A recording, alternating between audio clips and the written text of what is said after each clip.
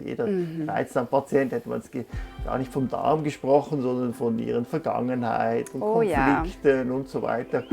Ich habe schon bald gemerkt, dass zum Beispiel die Patienten das nicht sehr schätzen und ich selber auch nicht. Es ist nicht schön, glauben Sie mir. Genau. Eben, also psychosomatisch abgetan zu werden, weil man Dinge nicht verdauen kann. Ja.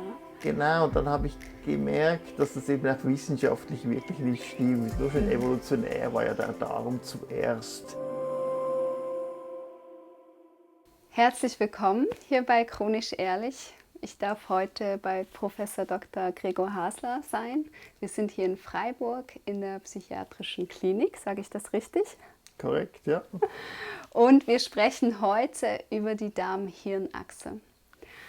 Ja, etwas kurz zu Ihnen und da muss ich ein bisschen ablesen. Und zwar, Sie sind ordentlicher Professor für Psychiatrie und Psychotherapie hier in der Universität Freiburg, Chefarzt und Leiter der psychiatrischen Forschungsabteilung. Und ja, Ihre Forschungsschwerpunkte sind neurowissenschaftliche Psychiatrie, biopsychosoziale Interaktion, Stress, Depression und Essstörung. Und ihre vielfältigen Wissenschaften wurden schon mit mehreren Preisen ausgezeichnet und sie haben auch schon viel publiziert. Habe ich irgendwas vergessen? Vielleicht Hobbys oder so? Ja, also ich spiele Tennis und lese gerne. Genau. Und natürlich Familienmensch, kann man schon sagen. Und das ist schön, weil ich denke immer, wenn ich jemanden sehe oder Arbeiten gelesen habe, die so vielfältig sind, denke ich so, hat dieser Mensch auch noch ein Privatleben? Gibt es das noch? Und ich hatte auch schon hier in meiner Serie Chronisch Ehrlich Bücher in der Hand, die so aussahen. Aber das sind nur die Bücher, die mich wirklich so fasziniert haben. Dann drehe ich durch mit Post-its und fange an zu malen, obwohl es keine Malstunde ist. Und mache Notizen. Also ich muss sagen, ich bin richtig begeistert. Vielen Dank für dieses Werk und dass ich jetzt heute hier sein darf und mit Ihnen darüber sprechen darf. Sehr gerne, ja. Ja, und zwar wurden Sie mir von Dr. Professor Helmut Milz empfohlen. Er hat dieses Buch Der eigensinnige Mensch geschrieben, auch so ein fantastisches Buch. Und er hat mich auf Ihre Arbeit aufmerksam gemacht. Und ich dachte mir so als ehemalige Reizdarmpatientin, oh ja, darüber müssen wir sprechen. Und was ich an Ihrem Buch so liebe, ist, abgesehen von diesen unglaublichen Studien, die Sie die ganze Zeit zitieren, ist auch Ihre persönliche Geschichte. Und zwar haben Sie den Mut gezeigt, als Professor ganz persönliche Einblicke in Ihre Kindheit aufzudecken. Und Sie haben von gehaltvollen Fürzen, von Durchfällen und von Bauchschmerzen gesprochen, die Sie kaum atmen lassen haben. Und ich habe mir dann gedacht, so, wow, okay, das ist mutig, sich da so verletzlich auch zu zeigen. Warum haben Sie das gemacht? Ja, ich denke, es ist für viele Patienten ja schwierig, mit so diesem ganzen Universitätssystem, mit Spitälern in Kontakt zu treten, weil das sind irgendwie so Experten, die da ihre eigene Sprache sprechen, ihre ganz eigene Auffassungsweise haben. Und da wollte ich einfach mal diese Brücke schlagen, das zeigen, dass aus dieser Forschung, die doch einen auch persönlichen Hintergrund hat, nicht aus irgendeinem Grund interessiere ich mich natürlich auch für Reizdarm und all diese Probleme. Und bei mir ist der Grund ja schon persönlich, dass ich selber mal als Jugendlicher solche Beschwerden gehabt habe und dann auch das Medizinsystem oder das Gesundheitssystem erlebt habe als Patient mit unklaren Beschwerden. Und das hat mich schon beeindruckt. Ja, mit diesen unklaren Beschwerden, das machen Sie auch so ein großes Fass auf. Sie zeigen dann nämlich ganz bildlich, wie Sie von Spezialist zu Spezialist gegangen sind und so viele verschiedene Ratschläge erhalten haben. Und dann zitieren Sie Ihren Vater und zwar schreiben Sie, denn von meinem Vater, der Sozialwissenschaftler war, hatte ich gelernt, wie wenig wir wissen und wie wichtig es ist, Unwissenheit auszuhalten, um offen für neue Einsichten zu sein. Unwissenheit auszuhalten. Das ist gar nicht so leicht. Und jetzt, wo Sie so viel publiziert haben und so viel erforscht, können Sie das auch heute noch, Unwissenheit aushalten? Ja, ich bin, glaube ich, schon ein Experte für das Unwissen. Also fühle ich mich nicht. Das gab ja, als man die Erde entdeckte, so Karten nicht. Und da waren ja ganz viele weiße Flecken. Und jetzt ist natürlich die Erde bekannt. Da gibt es keine weißen Flecken mehr. Man muss sich vorstellen, die Darmpsychologie, die Darmmedizin, das ist eine Karte mit wirklich extrem vielen weißen Flecken. Oh ja. Und ich glaube, wenn man das nicht weiß, und es ist natürlich schon tricky, nur schon das Wort Reizdarm, oder tut so, als würde man ganze Kontinente kennen, die im Grunde genommen weiß sind, weil wir wissen, dass häufig der Darm gar nicht gereizt ist, sondern eher apathisch, nicht? Das ist einfach so ein Wort. Deshalb liebe ich diesen Begriff unklare Beschwerden nicht. Und ich stelle mir immer das optisch so vor, mit diesen Karten der Ja, es ist unerforschtes Gebiet. Genau. Ja. Ja, das zum ist, großen Teil. ja, zum großen Teil. Und Sie haben jetzt einen kleinen Teil schon mal dazu gefügt, dass ich schon wirklich einfach mich erkannt habe und gedacht habe, ja, da beschreibt jemand meinen Darm. Und ich möchte das auch noch mal vorlesen, was Sie da über den Darm geschrieben haben. Der Kontakt des Darms mit der Umwelt ist extrem intensiv. Sofortiger Ganzkörperkontakt, ohne sich vorher zu kennen. Eine ungeheure Intimität in einem dunklen Raum von 3,5 cm Durchmesser, der keinen richtigen Notausgang hat, denn selbst nach Durchfall und Erbrechen bleibt vieles in ihm hängen. Der Darm kann seine Aufmerksamkeit nicht abschalten. Er hat keine Augenlider.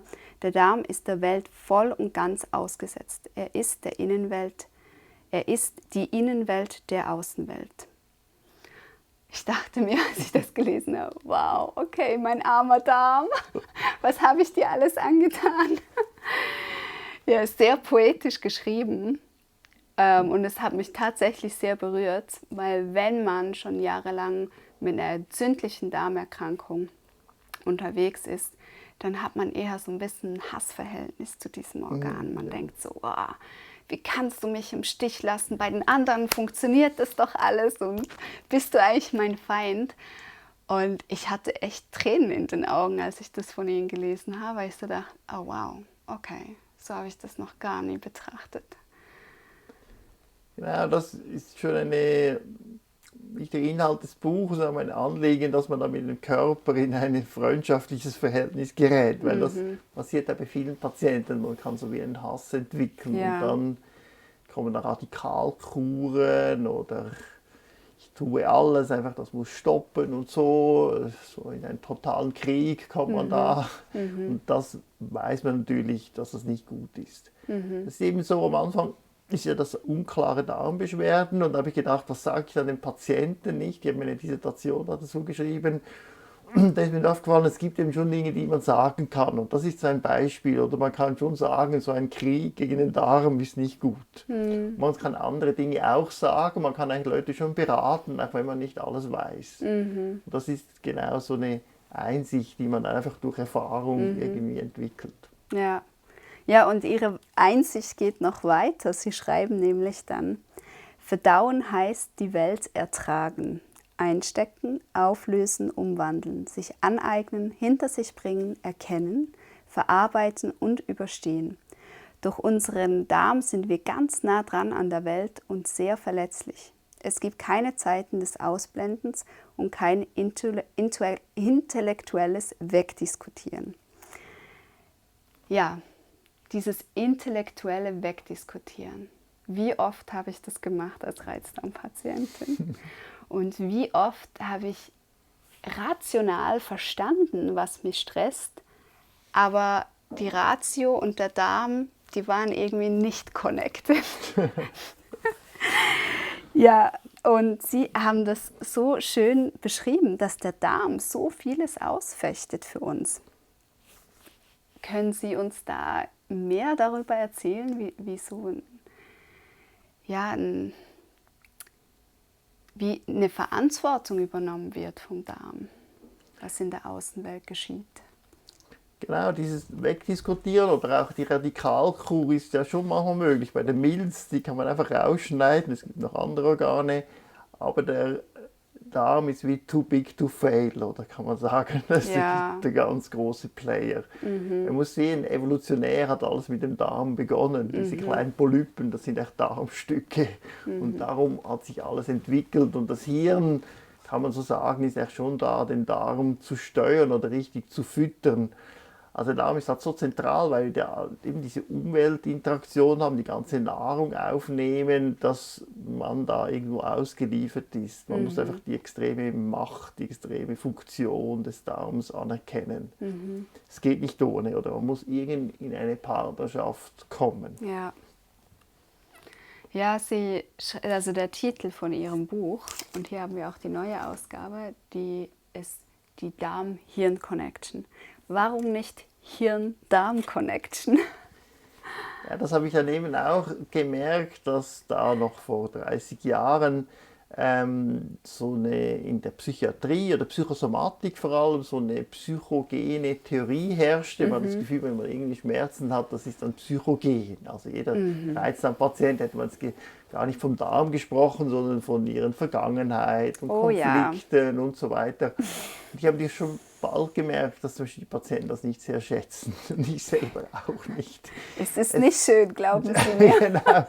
Eben, als psychosomatisch abgetan zu werden, weil man Dinge nicht verdauen kann. Ja. Genau, und dann habe ich gemerkt, dass das eben auch wissenschaftlich wirklich nicht stimmt. Nur schon evolutionär war ja der Darm zuerst. Und wenn man auch schaut, jetzt nur wie viele Hormone durch das Hirn, um den Darm zu beeinflussen, ist es eines, das Stresshormon. Aber der Darm hat heute 30 Hormone, um zum Hirn zu sprechen. Wow. Und da ist eben diese Rolle des Darms als Sinnesorgan, als Kommunikator und nicht nur als ausführendes Organ, die hat man eigentlich immer mehr entdeckt.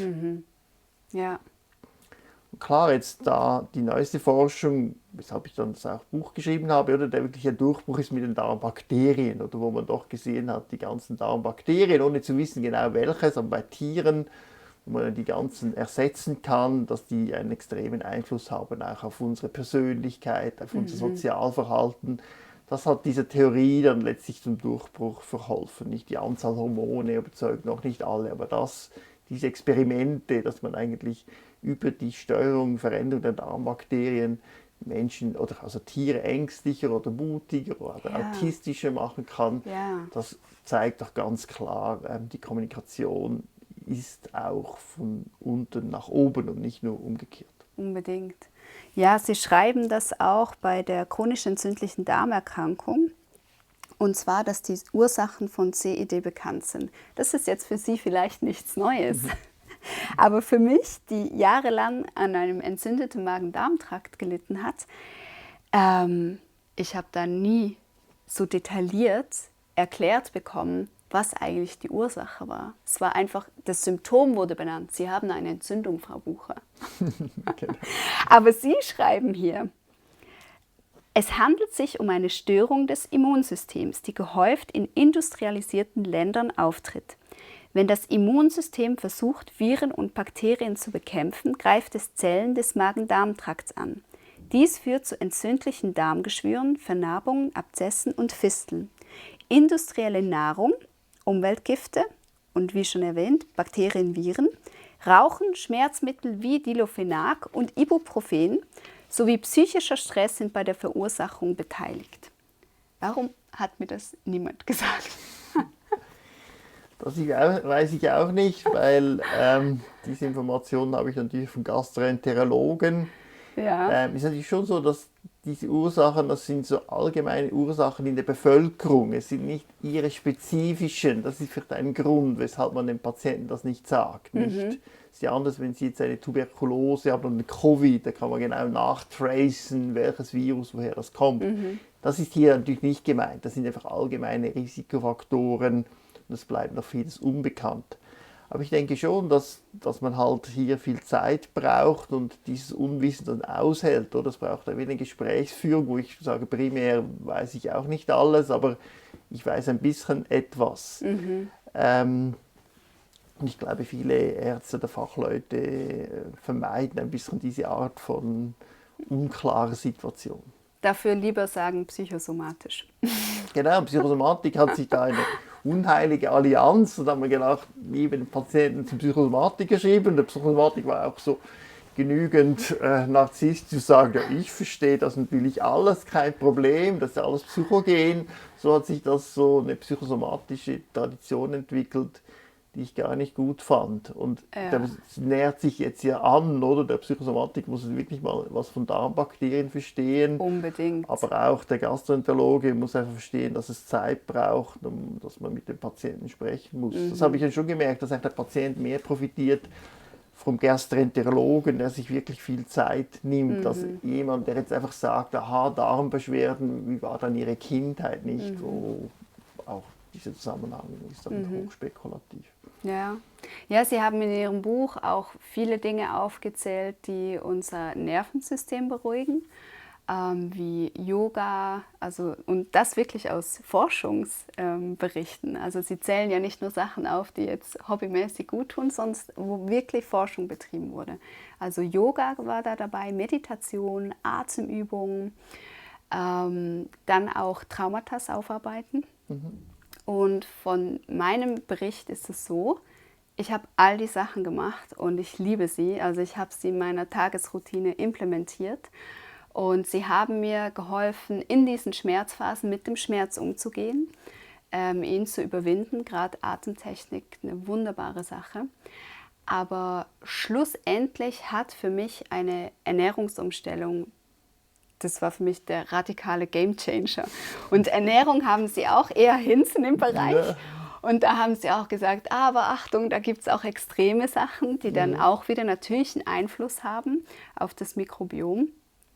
Und ich erzähle Ihnen jetzt meine Ernährung und danach werden Sie sich die Haare raufen, weil Sie denken, wie können Sie leben? Also ich bin dann schlussendlich, nachdem mir, das habe ich Ihnen vor dem Gespräch gesagt, nachdem mir der Chefarzt des Bauchzentrums im Inselspital Bern gesagt hat, auch wenn wir nicht viel sehen bei unseren Auswertungen, Sie haben die Schmerzen und das stimmt, was Sie haben. Also ich wurde ernst genommen nach Jahren. Das war so heilsam, das schon mal, also auch dazu, was Sie gerade gesagt haben, diese Zeit und dieses Gegenüber vom Spezialisten und dem Patienten, das ist so, so heilend schon nur. Das ist, glaube ich, der erste Schritt, einfach mal gesehen zu werden. Ja. Und er hat dann auch gemeint, wir haben eigens ein Antibiotikum entwickelt, aber bei 2/3 von den Leuten wird es schlechter, also nehmen Sie es lieber nicht. Und dann dachte ich auch so, wow, das ist so ehrlich, das gefällt mir einerseits und andererseits ist es auch frustrierend. Und dann hat mir eine Ärztehelferin gesagt, Frau Bucher, schauen Sie außerhalb. Und ich dachte mir so, nee, bitte nicht, muss ich jetzt zu einem Schamanen oder was soll außerhalb bedeuten? Nee. Ich bin doch bei den Besten der Besten, was soll das? Aber das ging mir wirklich nach, dass das eine Arzthelferin mir sagt. Und ich bin dann auf die Bücher von Anthony William gestoßen und das ist wirklich eine crazy Ernährung. Also ich habe dann angefangen, wirklich pflanzenbasiert, keine verarbeiteten Lebensmittel mehr, natürlich kein industrieller Zucker, aber Fruchtzucker schon, also viel Früchte, viel Gemüse, kein Soja, kein Mais, natürlich kein Alkohol und kein Kaffee, hatte ich schon vorher nicht, wäre ja auch blöd mit einem chronischen entzündlichen Darm. Und Selleriesaft am Morgen. Sehr gut. Ja. Sehr gut. Ich hatte innerhalb von 3 Wochen waren bei mir die Sorbitintoleranz weg. Also ich habe endlich wieder Äpfel essen können, nach 10 Jahren. Und ich bin so richtig aufgeblüht. Mein Mann war neben mir so, wow, da mache ich mit. Der gleich mitgemacht, aber er ist gesund, aber er rennt jetzt auf hohe Berge hoch, ohne Pausen. Also es hat wirklich einen riesen Unterschied gemacht, wo ich gemerkt habe, doch, ich habe das in der Hand. Ich kann mein Darmmikrobiom, ich kann das verändern. Ich kann das verändern mit meinem, eben dem Lebensstil, mit Yoga, Meditation, all das, was sicher eine mega Grundlage gebracht hat, aber dann auch die Ernährung. Und was mich so begeistert hat in Ihrem Buch, da erwähnen Sie die Hadstas. Ja. Und ich fand das so interessant, also dieses Volk, das lebt im Norden von Tansania Und die haben weder übertriebene Hygiene, schreiben sie, keine Kaiserschnitte, kein Antibiotika, kennen noch Milch- und Getreideprodukte. Sie sind Jäger und Sammler und ernähren sich von 5 Lebensmitteln: Fleisch, Beeren, eine Frucht namens Baobab, Knollen und Honig. Und ich fand das so lustig, weil das eigentlich meine Diät ist. Viel Honig, viel Beeren, Knollen auch. Und Fleisch wäre auch erlaubt, aber Biofleisch natürlich und kein Schweinefleisch, ist ja klar. Aber ich esse kein Fleisch, ich bin Veganerin. Und ich fand das so lustig, dass das in dem Buch, also so ein alter Stamm, und dann habe ich mich also mit einer Ernährung in ein Gleichgewicht gebracht, was so einem alten Volk zugeschrieben wird. Was sagen Sie da aus ernährungswissenschaftlicher Sicht? Genau, ich meine, so ganz erstaunlich ist es nicht, oder? Weil unser Darm, muss ich vorstellen, der Mensch hat über eine Million Jahre, haben wir ja so gelebt wie die Hatztassel, als Jäger-Sammler. Da haben wir keine Kühe gehabt, kein Getreide gehabt. Und da hat sich der Darm gewöhnt und dann vor 10.000 Jahren oder für viele auch 5.000 Jahren gab es ja diese landwirtschaftliche Revolution und dann haben wir jetzt ganz anders gegessen. Da muss man sagen, es ist erstaunlich, wie gut wir das tolerieren, wie flexibel wir sind. Aber gewisse eben nicht, die haben eben Mühe mit dieser Umstellung und das ist ja ein Konzept der Paleo-Diät, eben zurückzugehen in so eine steinzeitliche Diät, das wahrscheinlich bei Ihnen jetzt ja sehr gut funktioniert hat. Ich muss ja sagen, dass das eben nicht immer funktioniert, oder? Sondern jeder ist halt anders und man muss das sowieso suchen, deshalb gibt es keine so Patentrezepte, sondern es ist mehr so ein Hacking, nennt man das auch, aber man muss so ein System hacken. Jetzt bei Ihnen macht es schon viel Sinn, oder? Ich habe Patienten, die sagen, Gummibärli, Quark und Bananen geht so, dann denkt man, wie ist denn das möglich? Aber bei Ihnen, das macht ja schon Sinn. Klar, Sie haben eine extreme Disziplin, das so durchzuhalten, da sind ja auch die Beschwerden groß. Es macht auch Spaß und ich glaube, es muss auch Spaß machen, genau, sonst frustriert es. Klar, man muss auch Geld haben, um das zu können. Ich meine, in den USA, diese armen Leute essen ja Fastfood, weil sie kein Geld haben, so muss das auch berücksichtigen. Ja, das stimmt. Aber so ist das natürlich ein Weg, sowas zu probieren und offensichtlich hat das geklappt, was man natürlich sehr freut. Oder für mich ist ja nicht. Mich auch. Habe ich früher auch gesehen. Dann hat man gesagt, medizinisch gesehen muss es so sein. Oder Sigmund Freud sagt es so. Für mich war immer der Patient eigentlich die Referenz. Nicht, wenn Sie sagen, so hat es geholfen. Das ist für mich einfach ein interessanter Befund. Nicht? Der mir dann auch hilft, wieder andere zu beraten. Aber es ist ja, genau, es ist einfach so, wie es ist. Oder? Klar, ich empfehle so eine ausgewogene Ernährung, aber es gibt auch Patienten, die leben eigentlich völlig unausgewogen und sagen, da geht es am besten, oder? So, man muss einfach auch aber was heißt dieser Begriff unausgewogen? Weil ist es nicht einfach so, dass wir in der modernen Zivilisation einfach einen Überfluss haben an Produkten, die wir eigentlich verwenden können? Und es ist ja auch alles immer, also wenn wir in den Laden gehen, ist ja immer zuerst diese Gemüseabteilung und das ist ja unbearbeitet. Und dann gehen wir weiter, dann kommt Milch und Fleisch und dann kommt ja alles, nachher kommt alles bearbeitet. So, genau, also ja, Getreide haben wir noch, aber das ist ja auch schon enorm raffiniert. Deswegen die Frage, ja, was ist denn heute noch? Das könnte man, wenn man etwas sagt, dann kann man weniger sagen, was eigentlich wirklich gesund ist, aber man kann schon sagen, dass industrialisierte Nahrung, je mehr das verarbeitet wird, je ungesunder ist das. Weil natürlich die Produkte hergestellt werden, damit wir möglichst viel davon kaufen und nicht, dass sie gesund sind. Und das haben Sie schon recht. Also je mehr auch eine Frucht ist ja gesunder, wenn man die nicht völlig vermixt, dann wird sie ungesund. Oder eine Haferflocke ist gesund und ein Hafermehl ist viel ungesunder. Das ist schon so, wir wollen wieder der Verdauung helfen, oder? Oder eben nur noch Salz, Zucker, Belohnungsreize verabreichen. Und diese Industrialisierung, kann man schon sagen, die ist eher problematisch. Ja, weil die Zivilisationskrankheiten ja auch so enorm gestiegen sind. Also es muss ja irgendwo ein Zusammenhang gemacht werden, oder wie sehen Sie das? Genau, man muss natürlich sagen, gesamthaft leben wir ja länger als die Hamster. Also, Das stimmt. Leben auf der Welt immer Punkt viele, für unsere Zivilisation. genau, also vielleicht kann man das nicht sehen. Also, wir vertragen einfach sehr viel und die Schweizer sind ja mit Käsefondue nicht zur Weltmacht geworden, aber das will immer ziemlich lange. So, also man muss schon sehen, früher war schon die mangelnden Kalorien natürlich ein großes Problem in vielen Weltregionen und wir werden jetzt auch größer, also dass man einfach so Kalorien, Diskretion oder wie man sagt, hat, ist natürlich schon auch ein Vorteil. Klar, wir sind jetzt so im Überfluss und das ist alles so günstig, dass für uns jetzt die Nachteile überwiegen und ja, gewisse Krankheiten gibt es ja wenig, aber andere kommen doch mehr, wie eben Übergewicht, aber all diese Asthma, entzündlichen Krankheiten, tatsächlich nehmen die zu. Oder? Ja. Und, auch Bluthochdruck. Genau, Bluthochdruck hat natürlich auch eng natürlich mit der Überernährung zu tun. Das heißt, wenn man industrielle Nahrung nimmt, ist es dann schwierig, die Kalorien zu begrenzen. Ja, nicht total. Ja. Das ist natürlich schon ein Problem. Das heißt ja auch, die Kalorien werden sehr schnell aufgenommen. Es gibt einen sehr starken Anstieg des Zuckers und das ist selber ungesund und löst dann auch, unter anderem kann Diabetes verursachen oder zur Arterienverkalkung führen und solche Dinge. Ja. Ja, auch haben wir viel, viel mehr Fett in unserer Nahrung als jemals zuvor. Genau, da fragt sich, welches Fett, oder? Fett an und für sich ist wahrscheinlich weniger schlimm, als fragt sich dann, welche Fette das sind.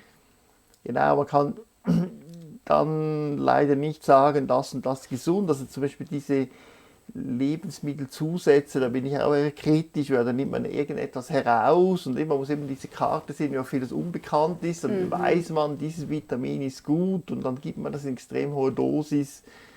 Das ist ja meistens nicht so eine gute Idee, muss ich sagen. Was sagen Sie aus wissenschaftlicher Sicht, wenn Sie jetzt dieses Beispiel dieser Hatz-Ernährung genommen haben und meine Ernährung anschauen? Gibt es in die Richtung schon Forschung, wie man eben mit Autoimmunerkrankungen umgeht oder der chronischen Darmentzündungen, dass man sagen könnte, ja, das ist eine gute Sache, oder bleiben Sie bei dem und sagen, wenn das für Sie funktioniert hat, dann hat der Geheilte recht, dann ist das super, aber wir machen jetzt kein großes Fass auf. Ja, allgemein ist es schon so, dass man so wie vergleichen kann, die hat es da mit uns und das sieht man ja schon und klar, wir sind ja auf tausendfache Weise sonst anders, das was dann schwierig macht, ob es wirklich Ernährung ist. Und die Studien zur Ernährungsumstellung sind halt schwierig, weil es so schwierig ist, die Ernährung umzustellen. Also sie haben das geschafft und mit dieser extremen Motivation der Darmkrankheit, aber sonst ist es ganz schwierig, weil man muss sehen, das ist ja nicht nur eine Gewohnheit, sondern unser Darm, wenn wir jetzt immer nur, schon bei Kindern, die essen immer nur industrielle Nahrung, die können ja mit der Zeit dann nicht mehr normale Nahrung verdauen. Das braucht ja dann eine Anlaufzeit. Und so ist diese Forschung schwierig. Aber sicher bei der mediterranen Diät hat man ja Forschung gemacht und da gibt es schon Studien, wo man sieht, zum Beispiel gibt es in der Depressionsforschung eine Studie, die doch zeigt, dass Depressivität eher besser wird. Das ist ja auch in Australien gemacht, wo die Leute extrem ungesund essen und dann hat man die wirklich umgestellt und dann sieht man schon, dass es denen besser geht. Und das gibt es auch so kleine Studien bei anderen Krankheiten. Aber Sie haben schon recht, die Datenlage, weil man muss ja so lange schauen, nicht? Und klar, zum Beispiel, man hat vielleicht schon Darmprobleme und dann ist man gesunder. Das heißt aber nicht, dass die Darmprobleme ja verschwinden. Am Schluss kann es noch aussehen, dass die so gesund wie Sie leben, ja mehr Darmbeschwerden haben, weil das so ein Selection Bias, weil eben die ja schon Probleme haben, dann mehr darauf Acht geben. So ist die Forschung schon schwierig. Aber genau, die Ausgangslage ist so unterschiedlich, dass es dann schwierig ist. Aber ich denke, das mit der industrialisierten Nahrung, das ist schon ein recht guter Befund. Klar, man kann das nicht so hundertprozentig sagen, aber es ist schon sehr viel Evidenz, dass das ungesund ist. Ja, ich mag ja auch diese Studie, Blue Zone haben Sie die genannt, wo Sie 15 Punkte zusammengefasst haben, warum es an verschiedenen Orten auf der Welt die Menschen älter werden und mit viel weniger Zivilisationskrankheiten, wie wir es hier in der westlichen Welt kennen. Da war irgendwie eine japanische Insel, dann, ich glaube, Süditalien, dann war sogar in Kalifornien ein Städtchen, also mega spannend. Und da war ja auch wieder 9 von 15 Punkten waren mit der Ernährung also übereinstimmend. Und dann andere Sachen waren noch so Glaube, gutes Familienzusammenhalt, dann Dinge machen ohne Maschinen, also wirklich in der Küche den Teig noch machen, das heißt die Muskeln und nicht da den Mixer, so wie ich es mache, einen Smoothie, Knopf drücken, sonst auch wirklich die körperliche Aktivität. Aber ich fand das so spannend, doch einfach 9 von 15 Punkten in dieser Studie mit der Ernährung im Zusammenhang.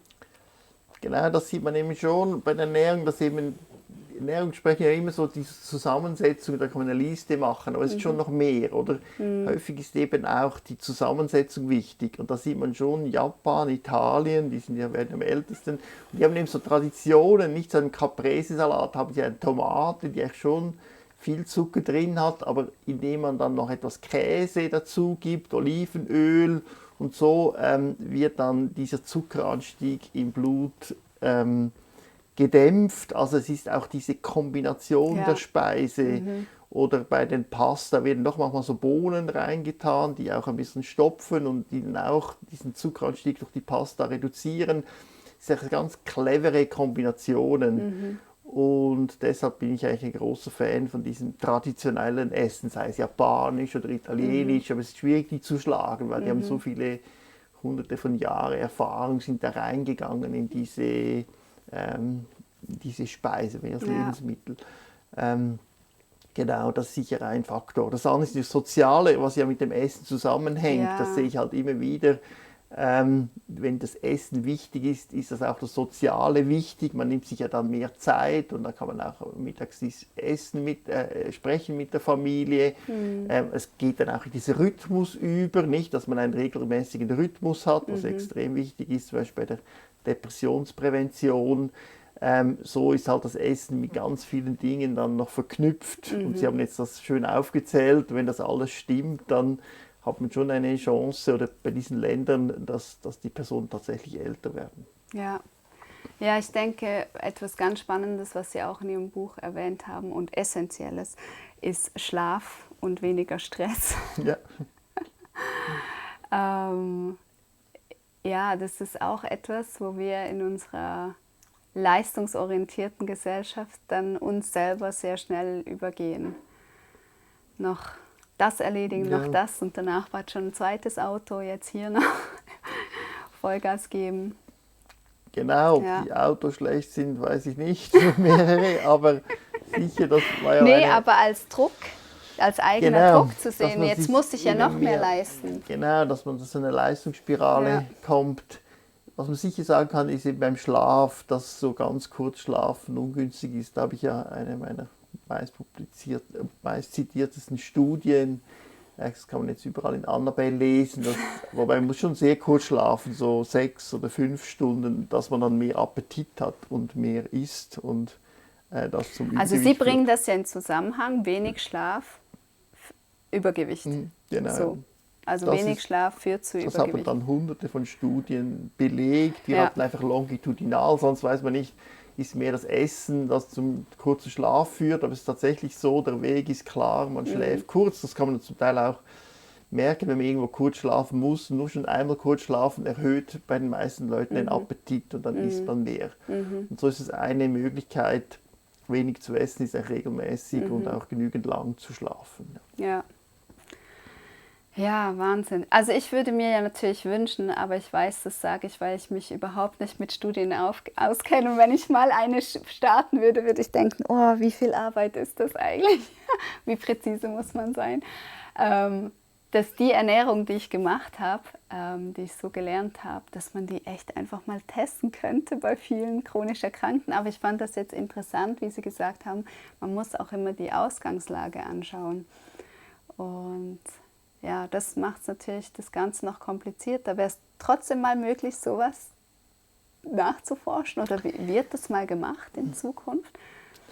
Ja, da gibt es schon Studien, oder, man beginnt bei einfachen Dingen, oder zum Beispiel bei so Allergien. Da sagen die Leute, man hat Erdnussallergie. Und klassisch heißt es einfach Unverträglichkeit, Erdnüsse weg, oder? Das Problem ist dann, wenn man mehrere so Unverträglichkeiten hat, da kommt das weg und das weg und das weg. Und ja, das war meine Teufelsspirale. Genau, und das führt natürlich zu einer Fehlernährung, also ja. es führt das zu sozialen Problemen. Wenn ich eingeladen bin, muss ich mir eine Liste haben, was ich alles nicht verdauen kann. Und es gibt tatsächlich Unverträglichkeiten, aber viele Unverträglichkeiten sind nicht fix, oder? Sondern wir in der Psychiatrie sind das uns halt eher gewöhnt, wenn man immer sagt, ja, ich kann nicht in den Lift, ich habe so Angst, da sagen wir nicht einfach, Liftunverträglichkeit, nie in den Lift, sondern wir sagen, ja, dann versuchen wir das, sondern man kann das schon lernen, auch Lift zu fahren mit Angst. Und das ist beim Essen auch so, nicht? Das habe ich halt bei Essstörungen gelernt, wo das Nahrungsstoffwechsel extrem eingeschränkt ist und dann hat man das so erweitert. Und viele Patienten haben ja nicht eine echte Unverträglichkeit, sondern der Darm hat das nicht gelernt und dann muss man das wieder nachlernen. Aber klar, da gibt es auch, dass man den Leuten dann Unrecht tut und es geht nicht, sie können es nicht lernen. Nicht jeder kann Französisch lernen, sage ich mal, hat für den französische Unverträglichkeit, ich weiß nicht, aber und so ist es dann jetzt ein bisschen brutal, weil ich möchte ja einen genetischen Test, der mir das sagt, aber diese Tests sind eben häufig nicht valide. Wenn Sie jetzt einen Antikörper gegen irgendwas haben, dann heißt es noch nicht, dass Sie das nicht umlernen können. Das Immunsystem ist lernbar, es ist nicht so fix, wie sich das viele vorstellen. Und das führt ein bisschen zu dieser Tortur. Aber bei den Erdnüssen, da hat man doch jetzt in der Studie einfach den Leuten immer doch wieder gegen ihren Willen, also sie motiviert, immer wieder ein paar Gramm Erdnüsse zu essen jeden Tag und mit der Zeit sind diese Allergien verschwunden. Also gerade jetzt kommen in besten Journals Befunde, wo man sieht, der Darm kann das viel mehr lernen, als man gemeint hat. Das ist nicht immer noch eine Tortur und jeder muss sich dann selber überlegen, will er das oder nicht. Ja. Aber das ist dann so, man muss dann wie ausprobieren, geht es wirklich nicht oder kann man doch erweitern und das ist ein Ausprobieren, das braucht viel Zeit, das ist eine Zumutung für den Patienten. Genau. Das ist so. Ja, ich denke auch, ich habe mich jetzt mit dieser enormen Diät in ein Gleichgewicht gebracht und ich liebe natürlich dieses Gleichgewicht. Nichts schmeckt mehr, als fit zu sein, wieder arbeiten zu können. Ja. Also wenn man so lange krank war. Und dann ist schon die Frage, jetzt wo ich in meinem Gleichgewicht bin, wie kann ich das probieren? Kann ich wirklich irgendwelche Sachen oder gibt es Dinge, die sind einfach sinnlos, wie eben industrialisierte Nahrungsmittel? Ich meine, come on, muss ich mir ja nicht antrainieren. Genau. Also warum sollte ich? Oder auch Milch ist ja auch etwas, ich bin ein Säugetier, ich bin erwachsen, ich brauche keine Milch, ich kann das Kalzium ja von der Mandel oder der Kichererbsen holen. Klar, ja. Also da kann ich dann wieder für mich Entscheidungen treffen, wo ist diese Diät, habe ich genug den Überblick, dass mir nichts fehlt, keine essentiellen Bausteine, dass ich wirklich mir immer mehr aufbauen kann, abbauen tun wir immer auch, aber so, dass ich einfach gesund bleibe. Und da ist natürlich schon die Frage, was kann man dann wieder mal ein bisschen mehr nehmen, geht jetzt doch ein bisschen Mais, oder geht auch ein bisschen Soja. Und da ist dann auch wieder bei mir die Frage, das ist so in dieser Community, wo ich unterwegs bin, ja, ist es dann schon genmanipuliert und so weiter. Also ich glaube, im Essensthema, da geht es ja dann unendlich weiter. Ja. Wie findet man einen positiven Schluss? Also ich finde es ganz gut, wie Sie das machen. Also das ist wirklich eine rationale Abwägung. Jetzt bin ich im Gleichgewicht, das ist schon mal gut, oder? Weshalb will man das dann noch stören? Aber vielleicht gibt es doch Nachteile, dass sie natürlich schon eingeschränkt sind. Nicht? Unsere Kultur ist halt voll von Milchprodukten. Will man auf diese ganze Welt der Milchprodukte verzichten oder eben Mais, ein Getreide, aber doch ein recht altes. So, dass man sagen kann, nein, ich möchte mich eigentlich gar nicht mehr damit beschäftigen, ich habe mein Gleichgewicht, nicht alle wollen sich ja mit der Ernährung beschäftigen und das geht jetzt so, sie können arbeiten, jetzt lässt man das so sein, also so spreche ich auch mit dem Patienten, also jetzt ist doch gut, jetzt lässt man das. Oder man sagt, nein, irgendwie, das schränkt mich ein, häufig ist ja eine soziale Einschränkung zum Beispiel.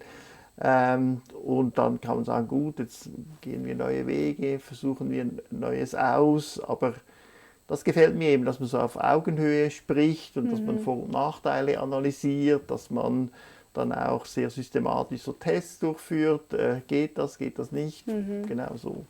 Ja, genau, weil der Körper also wir hatten es vorher kurz, da haben sie gesagt, dass man eine Partnerschaft hat mit dem Körper. Und ich glaube, das darf man durch so eine Krankheitsphase enorm lernen.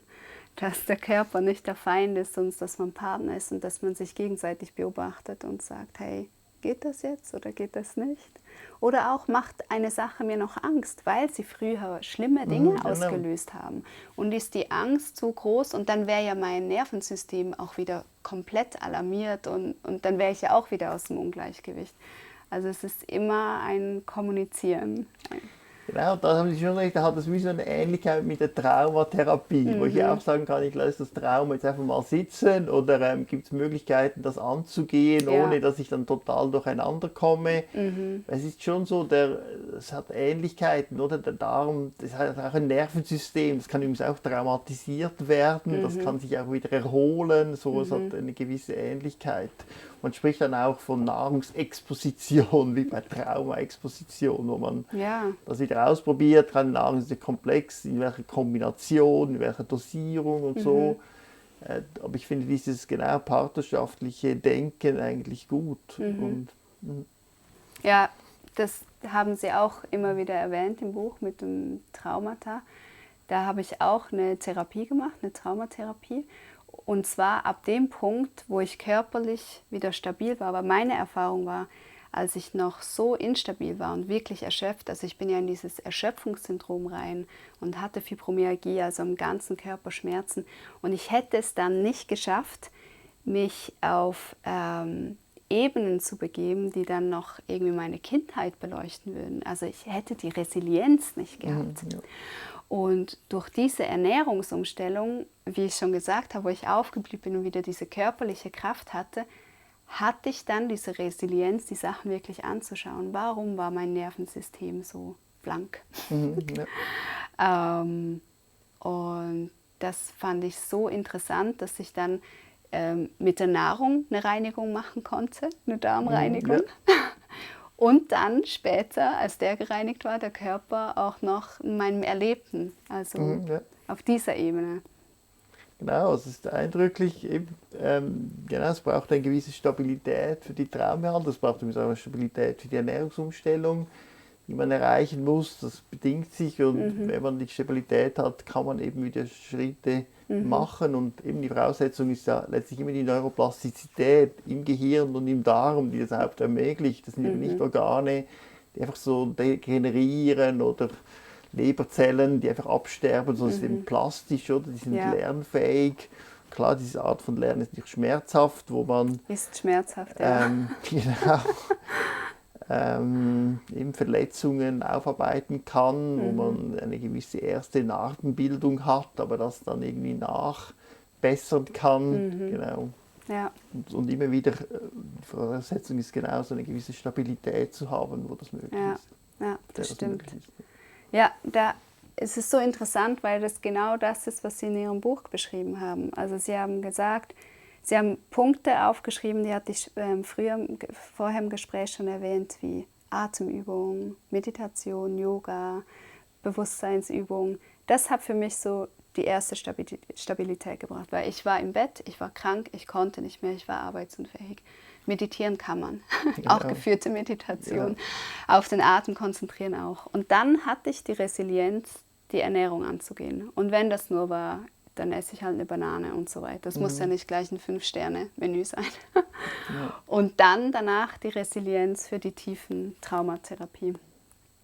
Ja. Genau, Sie sprechen etwas an mit der Meditation, das ist häufig so am Anfang, oder? Meditation heißt eigentlich, das ist wie die Entdeckung, dass man seine Aufmerksamkeit steuern kann und dass es extrem hilfreich ist. Und das sehe ich immer wieder und das zeigen dann wirklich auch neurowissenschaftliche Studien bei diesen Schmerzen und die meisten Patienten leiden ja doch unter extremen Schmerzen, die ich sehe. Ist es so, dass auch bei diesem Schmerz die Angst vor mehr Schmerzen, überhaupt die Ängste, die ausgelöst werden, also die Mandelkernaktivierung, das sind wirklich unangenehme. Und wenn man sich so meditiert auf den Schmerz hin zum Teil, oder jeder hat so seine eigene Technik, dann wird der Schmerz zwar nicht schwächer, aber diese Ängste nehmen ab und dann Genau. ist es viel angenehmer. Und so kann man dann mit der Zeit immer sagen, die angstfreier die Sache angehen. Weil es ist schon die Angst, die das alles sehr viel schlimmer macht. Oder? Oh ja, es ist die Angst. Und so ist es eben gut, diese Meditation, da liegt wirklich sehr viel drin. Und da ist natürlich auch, jeder muss das selber wissen, eben, brauche ich noch eine Körperübung oder sonst, oder bin ich so wie ein bisschen der Yogi-Typ, der wirklich einfach die Aufmerksamkeit steuern kann.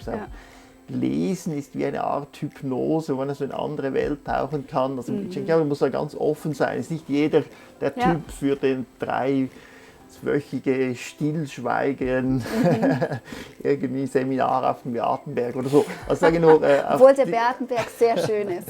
Genau. Mein Und Nachbarsort. auch sehr gute Lehre hat und so weiter. Aber auch hier muss man dann schauen, Meditation oder Achtsamkeit ist ein weiter Begriff, wo kann man ansetzen, wo gibt es schon Ressourcen, die man verstärken kann. Ja, vielen Dank. Ich glaube, ich könnte jetzt unendlich mit Ihnen weiterreden. Ja, wirklich. Also ich bin ein großer Fan von Ihrer Arbeit. Vielen Dank, dass Sie auf so eine schöne Art und Weise aufgezeigt haben, wie wir in die Achtsamkeit kommen können, wie der Darm und das Hirn zusammenarbeiten. Und dann möchte ich mich auch bei euch verabschieden. Vielen Dank, dass ihr dabei wart bei Chronisch Ehrlich. Und ich empfehle euch von Herzen das Buch, die Darm-Hirn-Connection. Das ist ein altes Cover und das ist das neue Cover mit einem schönen Kopf drauf von Ihnen.